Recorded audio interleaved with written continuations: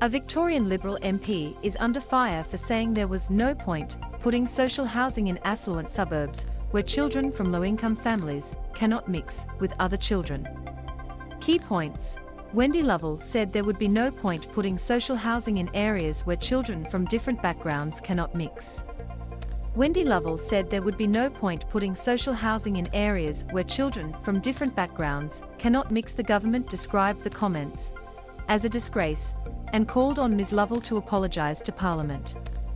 The government described the comments as a disgrace and called on Ms Lovell to apologise to Parliament. Shadow Treasurer David Davis has also been forced to apologise for his behaviour at an event last weekend. Shadow Housing Minister Wendy Lovell's comments have drawn a rebuke from the government and forced her party leader to apologise on her behalf. Ms Lovell, who was Housing Minister under the Baillieu and Napthine governments, was speaking during debate in Parliament over a Greens bill to end homelessness by 2030.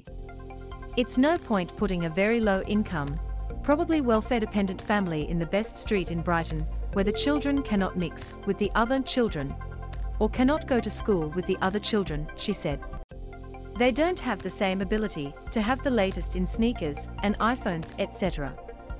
We've got to make sure that people can actually fit into a neighbourhood and that they have a good life, and that people are not stigmatising them because of their circumstances. Housing Minister Richard Wynne said the comments were an absolute disgrace. She ought to go into Parliament today and apologise, he told ABC Radio Melbourne. This particular development in Brighton that she refers to is a redevelopment of some of our oldest concrete public housing walk-up flats, which are well past their use-by date. Ms Lovell would not answer directly this morning when asked outside Parliament whether the comments were insensitive. I think that public housing should be for those that need it, and it should be in areas where people actually get a good opportunity, Ms Lovell said. Opposition leader Matthew Guy said Ms Lovell was trying to find the best intention, but her comments were poorly phrased.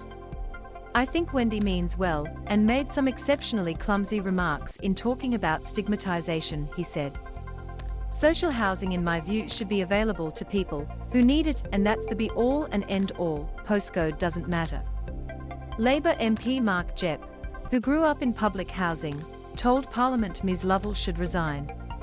I think it is a bloody disgrace that in 2022 anyone would walk into this place and argue for segregation based on your socio-economic position in our society, Mr Jepp said.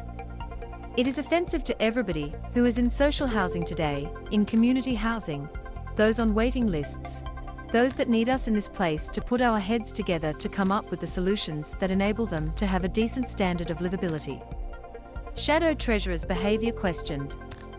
Ms Lovell wasn't the only Liberal MP occupying Mr Guy's attention after concerns were raised about the behaviour of Shadow Treasurer David Davis at an event on Saturday night.